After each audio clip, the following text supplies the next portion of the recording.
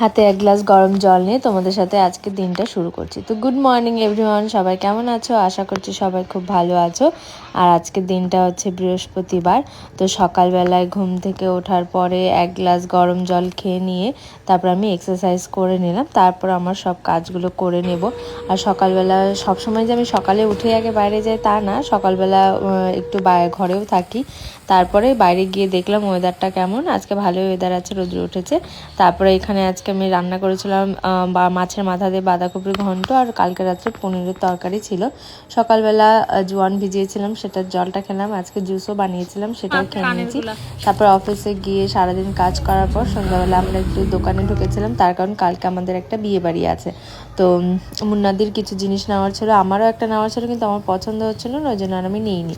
শুধু দেখে চলে আসলাম। তার কারণ আমি অনলাইনে অর্ডার দিয়েছিলাম, সেটাই আসছিল না জন্য আমি একটু দোকানে ঢুকেছিলাম, কিন্তু অনলাইনে